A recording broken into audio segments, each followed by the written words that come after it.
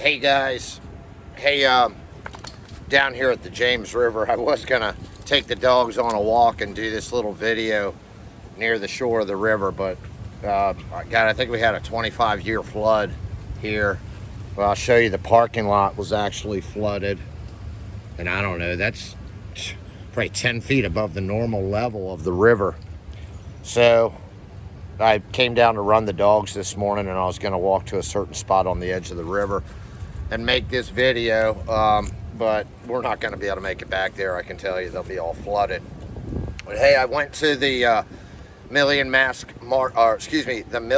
March yesterday in DC, and I got to tell you, it was a huge success. But one thing, and I'll probably address that more later, but one thing that I found really disturbing, and I wish I had stayed later, because I'm very aware of Antifa and BLM tactics. I've been in the streets face to face with them before. I've protected people from getting assaulted by them. And I just wanted to jump on here. I'm not a self-defense expert or a mob defense expert. I don't know if there's a good defense against a mob other than a pump shotgun, which you're not allowed to have in DC. But it really is disturbing to me that, first of all, I want to tell the DC MPD, the DC Metropolitan Police Department, I think you did a really piss poor job in following the Antifa, BLM, or any other violent, provocateur, communist types. You know who they are. You saw them down there gathering, and you knew they were going to assault people who are probably a little naive to this. They came from all around the country. These are regular salt-of-the-earth people who are not used to being in demonstrations, who aren't really understanding of Antifa, BLM tactics, and other domestic terrorist tactics. So I wanted to make this video because I don't want my fellow Americans to be scared to attend demonstrations and express themselves freely. That's a hallmark of our constitutional republic. So I just wanted to share with you some things that I know through my experience with confronting these people, and also through some training I've had. Again, I'm not an expert. Go and do your own research. You need to do your own workouts, determine what works better for you, and the most important thing is to practice them in your mind, and if it involves muscle memory, in your body, so that when the time comes, you automatically revert to it. The first thing I'm going to say is I'm going to use an example, and I'll post a link to this video. There was a man who was a Trump supporter, apparently, leaving the demonstration. He and his friends took a... Whoa, wind's blowing my camera over. It looks like they sort of provoked... Whoops. Ah, jeez. Let me try to reset this, guys. I just have it up on this log where it's not sticking very well. But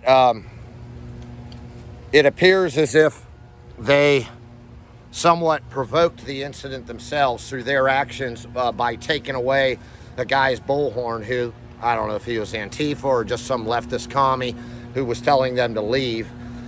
They grabbed his bullhorn, and then the one guy who ended up getting, looks like severely hurt, I don't know his status now, but he pushed the guy backwards, and he's like, no, you get out of here. And so first thing I'll say to that is the best thing you can do if you want to avoid confrontation is to basically ignore these folks, but do it in a stern way. You don't want to have the mentality that you're an easy target, because this is their mentality. They are bullies.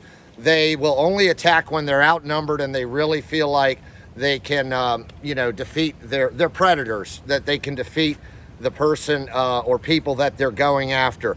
So just some basic posturing and mindset, even if you have to act, even if you are scared shitless, is you stand tall, you walk with purpose, and if you get in a situation where they're in front of you and staring you in the face, you look at them in the eye, you hold your head up, you do not cower in any way, because you let them know.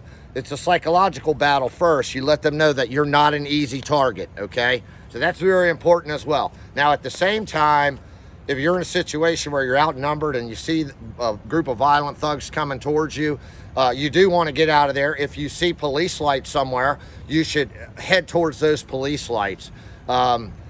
Very disappointed in the lack of protection that the DC MPD provided people from all over this country.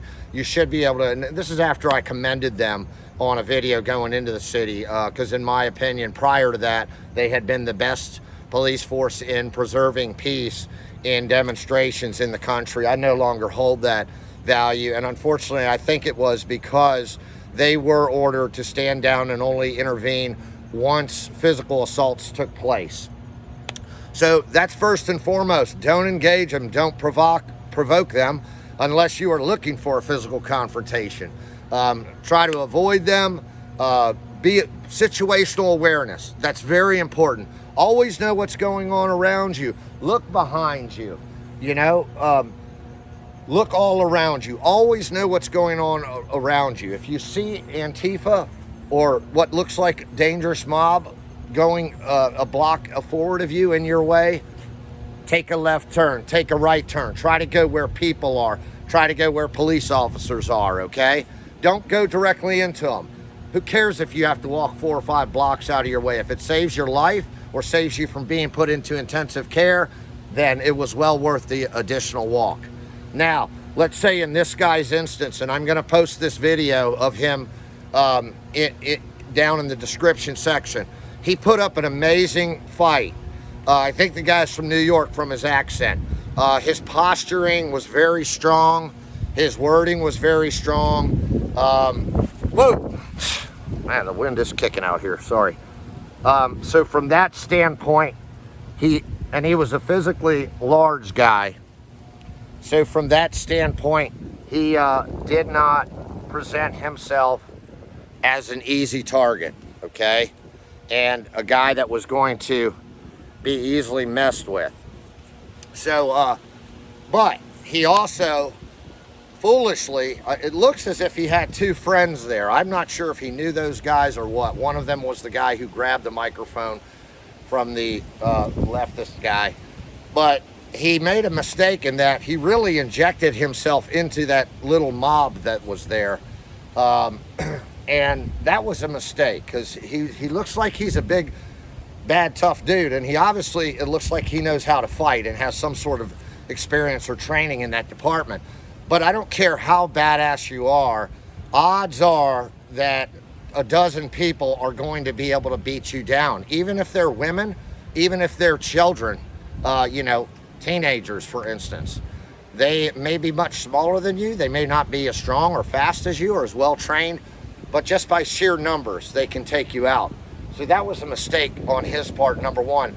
I was amazed at how well he did hold himself throughout the battle. Because he constantly, when he would go to attack somebody, typically in self-defense, or if they were coming at him, he would attack them. Somebody would attack him from behind. And that's really what you have to look out for. Once you get into a physical confrontation, you better have 360-degree situational awareness. If you have to thwart off an attacker, then you thwart them off as quickly as you can, and you spin out of situations and you look around what's going on around you with your hands up, ready to either attack or defend. Now, I'm no martial arts expert, but I've studied a little bit of Wing Chun, and I believe in the principle of controlling the center line. And basically, my philosophy would be in a mob situation, first of all, I don't like violence, but I also will not back down to bullies. And, or people threatening me or my friends or even other innocent people that I don't even know. So if you're in the situation where you decide, hey, you know what? I'm surrounded by a bunch of people. What's right in front of me is my immediate threat.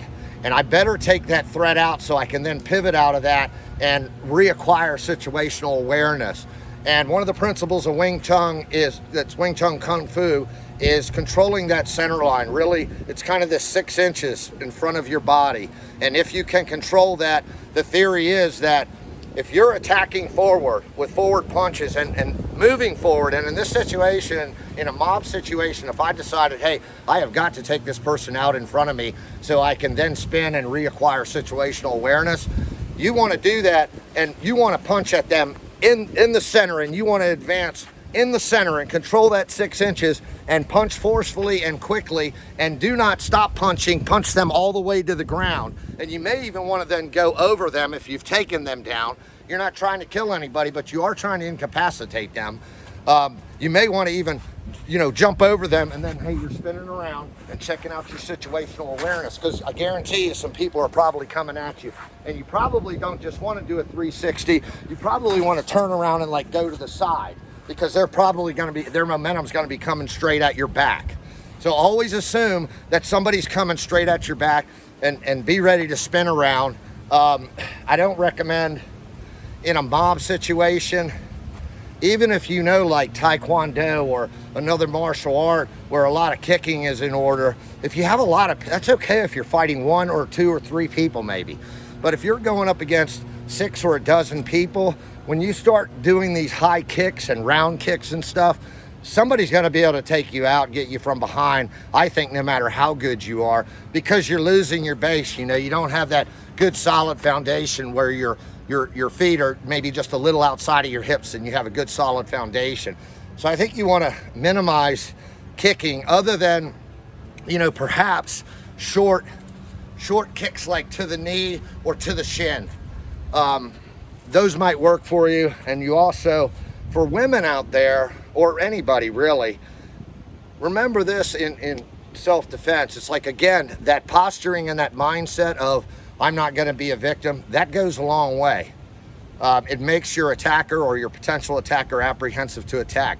But keep in mind some basic things that really anybody can do of any size and take out a much larger opponent. For instance, the double slap to the ears, just slap them in the ears. That will disorient them. Chops to the throat. The throat is a very vulnerable area as well. So if you can get a chop or a punch into their throat, then go for that area. You take out a much larger person. You hit somebody good in the throat, I don't care how big and bad and tough they are, they're going to want to disengage you. Eye gouging. Even if you're on the ground already, that's a very vulnerable position for anybody. It's the most sensitive part of the human body, and you want to gouge at their eyes.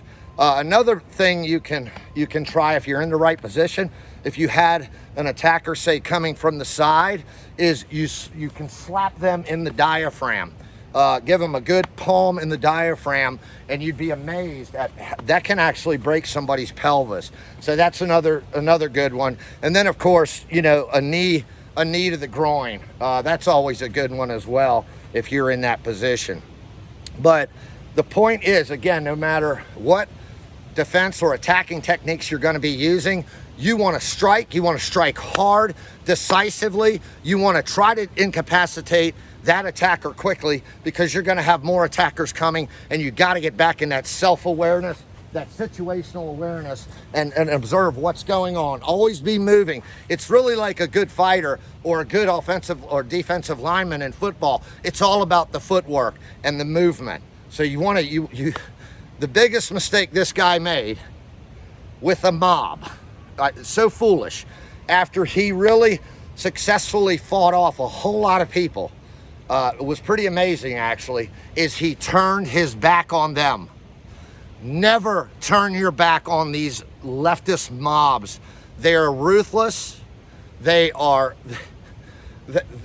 will do anything to hurt you once you've engaged them in battle. Do not turn your back on them. He turned his back on him, and a guy came running up behind and roundhoused him right in the side of the head. He then hit the deck without breaking his fall. His head hit the asphalt, and then 2 other people proceeded to come up and kick him. One of which was a young lady, a young black woman in yellow pants, gray backpack, long black hair, who I've ID'd in several videos. She came up and kicked him in the head while he was down on the ground unconscious. I hope this guy did not die. He could have possibly died from head trauma. I hope he hasn't. I haven't seen his medical condition update. I hope he's okay though, and let's take a second to pray for him as well and send him some healing energies when we're through with this video, please. I did that last night for him, and I hope it helped him. But he turned his back, and sure, and I've seen it so many times, getting roundhouse from the back. The guy who punched him really wasn't even a good puncher. It's just a sloppy old roundhouse that takes all the time in the world. And that's, again, why you always attack in the inside, in the middle, in that 6 inches, because I can get 4 punches on you before your roundhouse is ever going to get to me. And guess what? By the time your roundhouse gets to me, and I've punched you in the jaw 4 times, or in the neck, or wherever, then there's going to be nothing left on that roundhouse by the time it gets to me. It's just going to flop down with the rest of your body. So anyway, he got hit from behind, and then it was all over. It didn't matter what a badass this guy was, and he was a badass. He then got kicked in the head by 2 different people. And again, when people came and picked him off the ground, he looked like he was really severely injured. Blood coming from his nose. He just looked completely out of it. So I hope he didn't suffer brain damage. The other thing I want to say is, I'm not sure if those guys were his friends, but if you see your friend, Sophie, come here. Come on, guys. If you see a friend get in that situation, as scared as you might be, you have got to go in and help them, because them just having to fight 2 people totally changes the game. And what I'm going to recommend, like I was there yesterday with 2 people, and I've gone over, I actually didn't brief my buddies on this. One of them was already used to this sort of briefing from me. The other one was not, but I should have briefed him on it. But I counted on a peaceful demonstration, and the whole time I was there, it pretty much was peaceful. All these violent videos you're seeing are people getting picked off. Sunset, you want to leave before the sun goes down if you know Antifa's in the area. They strike after night. BLM, they strike after nightfall. They mask themselves. They are the darkness. I believe they're actually controlled, many of them, by demonic beings, because I cannot explain their behavior as civilized human beings other than some sort of demonic possession. But that's a whole nother subject. You want to get out of there before nightfall, because these predators, they like to stalk their victims at night under the cover of darkness for obvious reasons.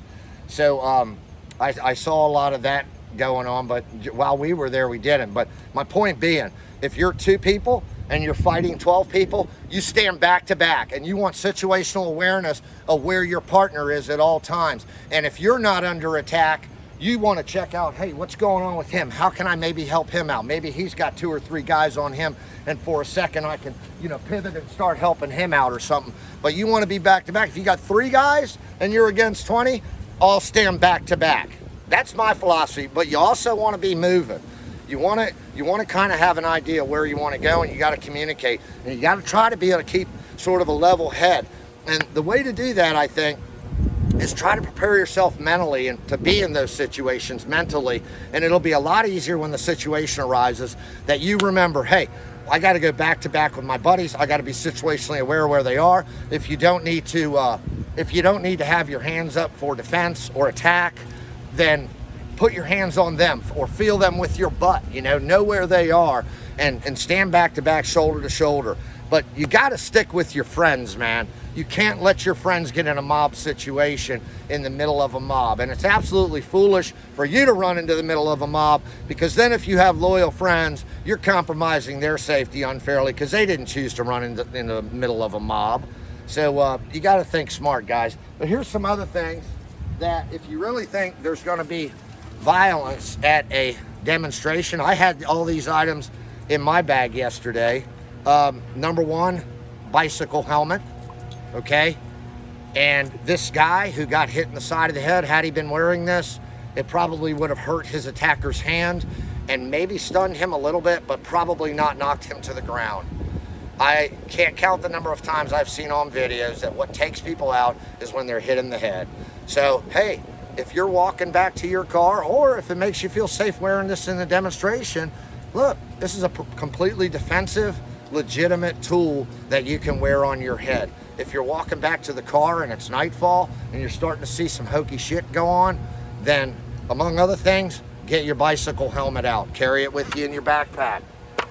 That's probably the most important thing. I also like what I call tactical gloves, because I don't know if you've ever punched anybody, but whoa, there goes the wind again. it can really hurt your hand. What is the brand name of these? I think these are Condor. Yeah, these are Condor brand. My dog got a hold of this one, so he tore the Velcro off. But they're really nice in that they've got the rock hard knuckles that are actually hard enough to bust a windshield. Not that I'm running around busting windshields, but they're going to protect your hands. And I'm going to tell you, if you're punching someone in the face with these things, it's really going to take them out quickly, and it's going to protect your hand. That's the most important thing, because it's very easy to get a hand injury when you're punching somebody, and hand injuries can hurt a lot. So get yourself a good pair of Condors or equivalent. I paid about $30 for these, and they're very nice gloves, particularly when your dogs don't chew on them. Whoa, what was that? Now, this is like a large canister of pepper spray, or OC spray, I mean.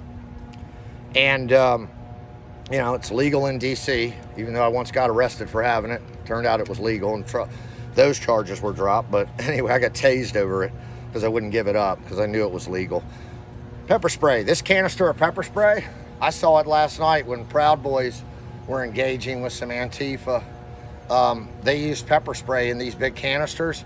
I mean, you can really, unless they're wearing gas masks, it helps if they're wearing goggles, but still they're going to inhale. It's going to get in their mouth, and you can incapacitate a dozen or more people with a canister like this. It costs about $50. Here's the brand name. I got it on Amazon. And you can take out like a lot of people with this, incapacitate them without permanently hurting them, but to buy you and your friends enough time to get out of that situation. So maybe you carry a smaller canister, but the big one is really gonna put out a big fog. Now, the one thing you need to be aware of is you don't want to be in a situation where the wind is blowing in your face. You know, and sometimes you can't control that when you have the need to use the spray.